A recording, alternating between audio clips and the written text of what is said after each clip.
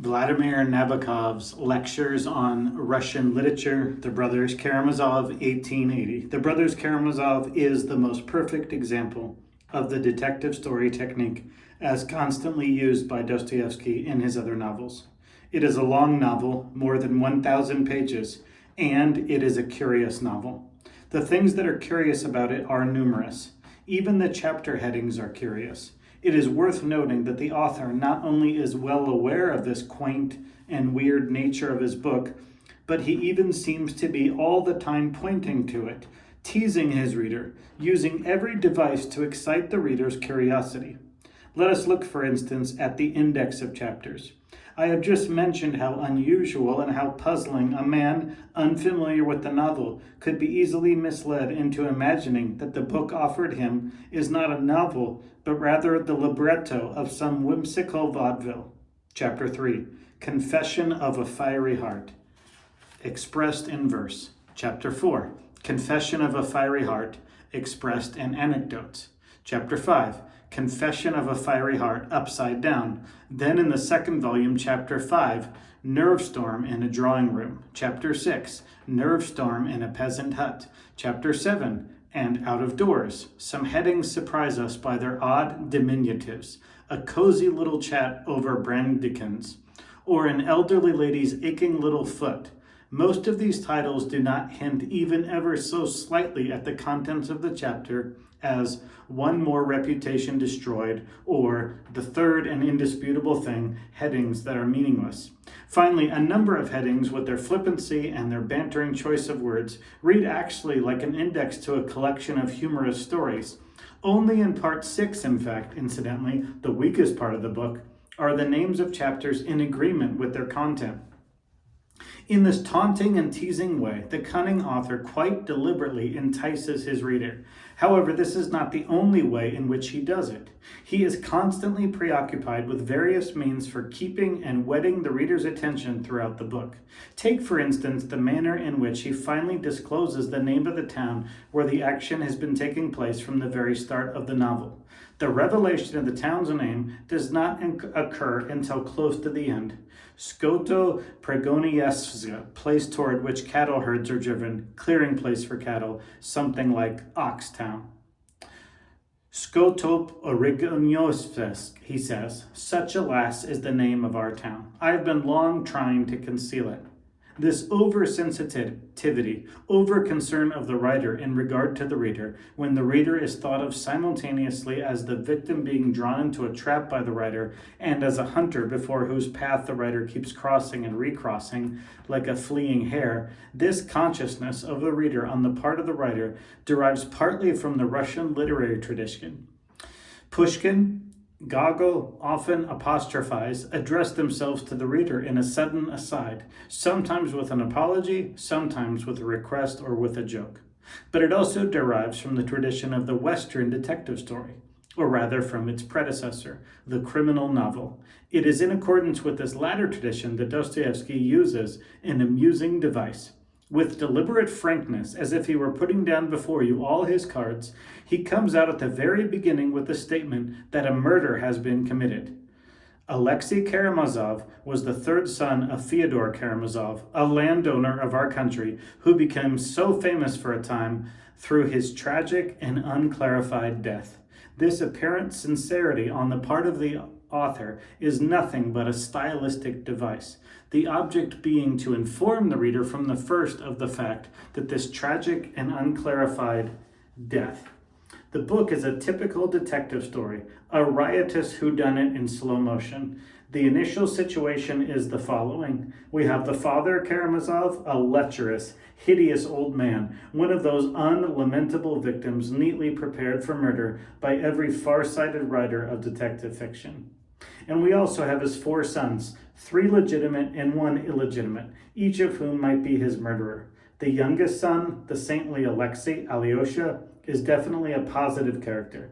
But if for once we accept Dostoevsky's world and its rules, we may consider it as a possibility that even Alyosha may have killed his father, whether for the sake of his brother Dmitri, in whose way the old man most deliberately stands, or in a sudden rebellion against the evil which his father represents, or for any other reason. The plot is presented in such a way that for a long time the reader keeps guessing who the murderer is. Moreover, when the alleged murderer goes on trial, it is the wrong man who is being tried, the eldest son of the murdered man, Dmitri, whereas the actual murderer happens to be the illegitimate son, Smerdyakov. In accordance with Dostoevsky's purpose to entangle the credulous reader in the guesswork that goes with the enjoyment of detective fiction, the author carefully prepares in the reader's mind the necessary portrait of the possible murderer, Dmitri.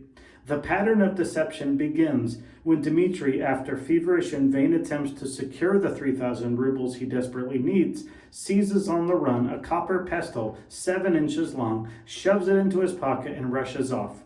"Oh Lord, he sure wants to murder someone," a woman explains. The girl Dmitri loves, another of those Dostoevskian infernal women, Grushenka, has also caught the fancy of the old man, who has promised her money if she pays him a visit, and Dmitri is persuaded that she has accepted the offer. Convinced that Grushenka was with his father, he leaped over the fence into the garden, from where he could see the lighted window of his father's house. Then he stealthily approached and hid in the shadow behind a bush. One half of the bush was lit by the lighted window, a bush with berries. "How red they are," he whispered, not knowing why. When he went up to the bedroom window, the whole bedroom of Fyodor Pavlovitch, a small chamber, lay before him as if in the palm of his hand. That little room was divided into 2 by red screens. Fyodor the father stood there, beside the window, in his new striped silk dressing gown, belted with a silk cord with tassels. From under the collar of the dressing gown appeared clean, smart linen, a shirt of fine Holland cloth with golden studs. The old man almost climbed out the window while trying to see the garden door, which was further on the right side. Dmitri was looking from the side and stood motionless. The whole detested profile of the old man, with its sagging skin on the Adam's apple, his lips smiling in voluptuous anticipation, all of it was obliquely lit on the left side by the lamp. A terrible, boundless fury arose in Dmitri's heart, and losing all self-control, he suddenly snatched the copper pestle he had in his pocket. Here follows an eloquent line consisting of asterisks.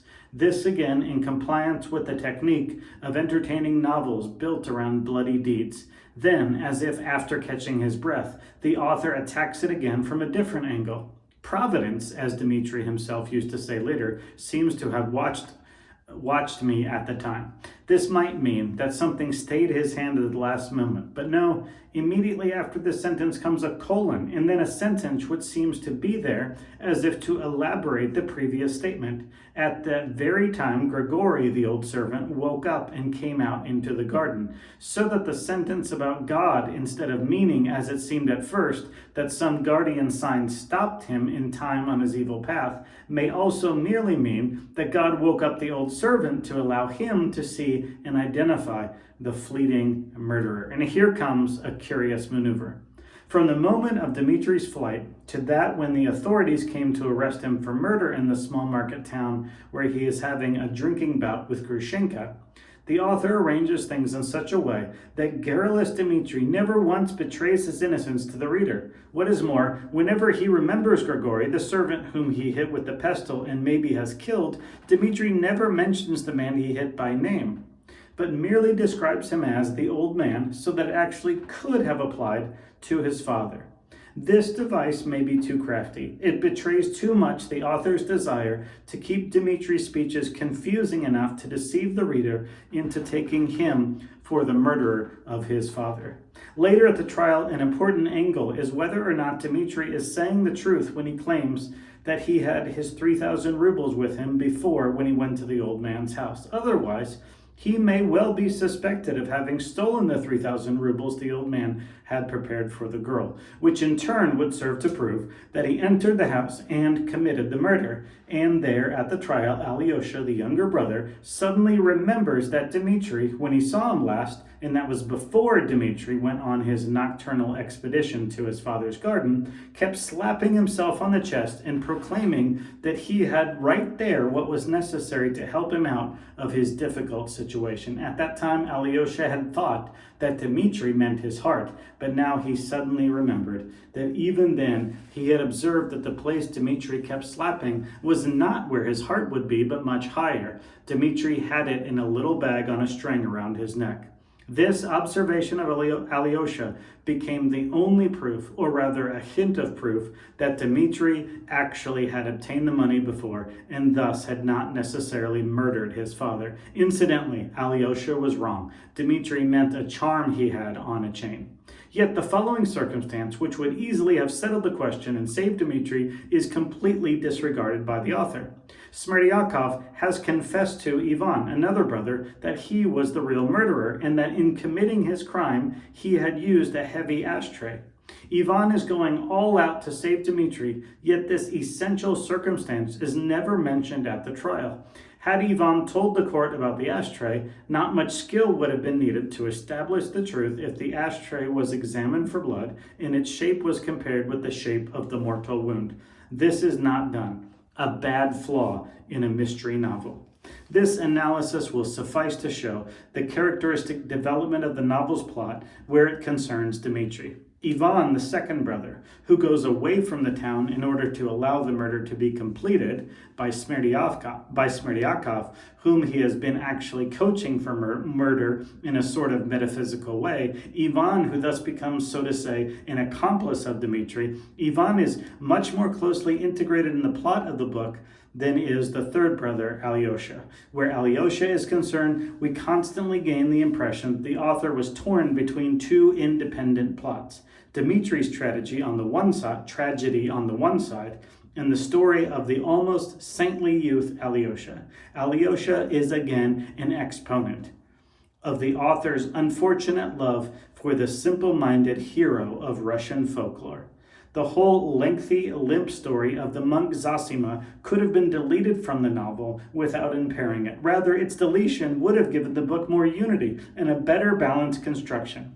And again, quite independently, sticking quite obviously out of the general scheme of the book, stands the, in itself, very well written story of the schoolboy Ilyusha. But even into that excellent story about the boy Ilyusha, another boy, Kolya, the dog Zhushka, the silver toy cannon, the cold nose of the puppy, the freakish tricks of the hysterical father, even into this story, Alyosha introduces an unpleasant, unctuous chill.